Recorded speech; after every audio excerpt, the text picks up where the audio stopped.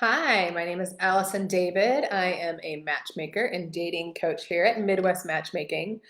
And today I am going to be going over an oldie but a goodie, just something that I feel like we can always talk about more and every once in a while is like things to talk about on first dates or even, first conversations when you're getting to know someone if you're using the apps and things that you should definitely avoid under any and all circumstances. And this time it is actually based on some research in which people were polled, and there's percentages that I'm going to be throwing out here for y'all. So let's just go ahead and get started with it. And at the end of this, I'll make sure we get the link to the article that I found that offers all of this fun numbers and research out there for you guys.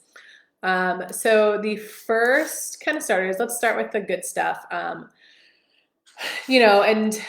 just to kind of go back to this is something that could apply to either first dates in general, whether you're working with us as a matchmaking service or you are on the apps as well. Like this was kind of based on people using the apps. In the last couple of years, with everything with the pandemic, online dating saw a huge jump in users because it was really one of the best and safest way for people to meet during the pandemic. And they still are going to be a very good way to do that. There's for some people out there, they want a little bit more of a personal touch, but we would be a really good option for you. But some things are just universal no matter how you are meeting people and dating and all of that. So the first kind of safe topics, I guess we'll go there first. So this was kind of based on a number of people, and they kind of rated like what they felt like were really good first topics. And 38% of people said hobbies were a good top safe topic, which was the highest ranking one. Hobbies are always easy to talk about. It gives you both something back and forth to elaborate on. It's even better when you have hobbies in common because then you kind of have that connection point that you feel like you have something in common. Although, whole other day we can talk about why common interest doesn't really matter in long-term compatibility, but we'll do that another day. So that's always a good one, as far as exciting date topics go. I don't know, unless you have some kind of out there hobbies, people probably are going to be, it's a pretty safe topic. It's not going to be the most compelling, exciting first date, but it's not going to be a bad one either if you're talking about that. 29% ranked work. Again, not the sexiest first date conversation, but everybody works for the most part. And so getting to know what you do for a living, how you spend the majority of your days and time is also a good, safe conversation to have. Again, especially if you do something different. I remember dating as a matchmaker. That was always very fascinating and slightly intimidating for men. So, if you do something that's not something ordinary, that's a really good conversation topic. And then 27% also said that future goals and plans was a really safe topic to discuss. And I would say that that's also backed up by what we see people tell us they're comfortable with in terms of like their feedback and things that they share with us. People want to know if you have the same goals, especially if you're, someone who's at the age where you're thinking about having kids and marriage and things like that in the future. That's a totally reasonable thing to talk about on the first date. So those are the good things. Let's jump into the fun stuff now and talk about what can lead you astray as a first date topic. And you'll see that the kind of like the difference in the percentage of these was like mostly in favor of this is a no, but yet it happens all the time. So I don't know who these small percentage people are, but you hope you're watching this and you know to avoid these topics in your future dating. The first one they talk about is finances. And it is great if you're at a job interview, but when you're on a date, 93% of people thought that discussing the other person's finances was a no-go on a first date. 7% felt like they were okay talking about it. So that's a really big difference. So I think that is a safe enough difference in percentages to go ahead and say like you should probably never talk about finances on a first date, because the odds of the person being in that 7%, if you are as well, are very, very small. Almost as bad is talking about sex on a first date. Most people are not comfortable with that. That was 91% felt like this would be an out of bounds conversation. 9% felt like it was okay, and they are probably looking for different things on a first date than the other 91%, I suppose. So those are number one. Number two, politics is number three. I get it. It's unavoidable. I'm sure we've talked about this a million times before, but 89% of people said that they did not want to have any conversation having anything to do with politics on a first date. I wonder why. It's not like it's a heated conversation sometimes or anything like that. It is definitely something that we say, yes, it is important to some people when it comes to their long-term compatibility in a partner and making sure that you have the same values. However, first dates are not trying to do that. Like first dates, you're really just trying to kind of feel out the person and see if you click with them and you enjoy spending time with them. And politics is a really good way to stir the pot. And it could end badly if you are on different ends of the spectrum or things don't quite line up, and you could just also rub the person the wrong way, even if you do have the same views. That's something that we just talked to the client about this week, that he brought it up on every single first date, and even the women who shared his views felt like, what, this was just overkill on a first date. So let's just all agree to skip it and move forward. If you're working with a matchmaker like us, we are probably screening for that and making sure that you are on the same page. So it's something that you can just assume you don't need to discuss on the first date and bring it up later when you've got to know each other a little bit better.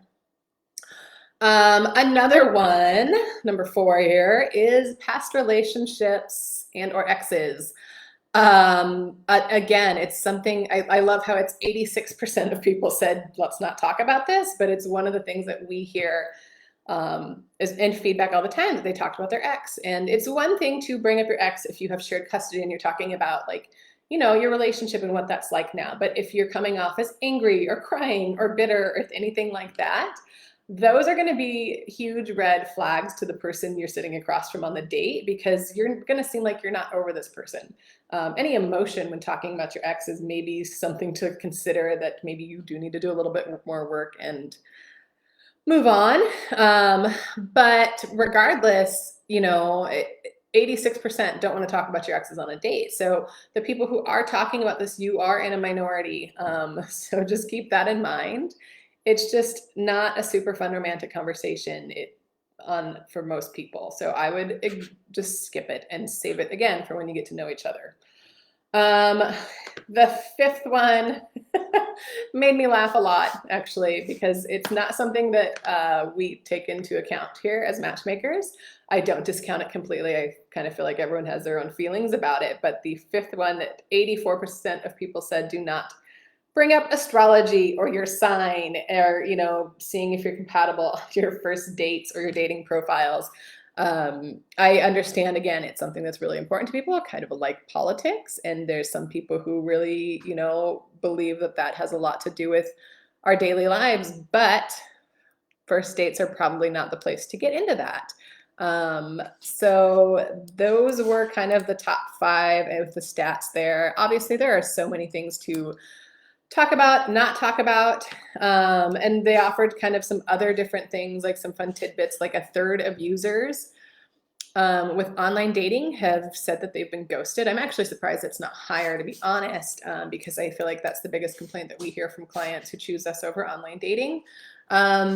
It's, selling point for working with a matchmaker. We don't let people ghost people here. So if we hear about it, we kind of encourage people how to talk through those conversations, but they're not fun. But they need to be said. It's the kind thing to do.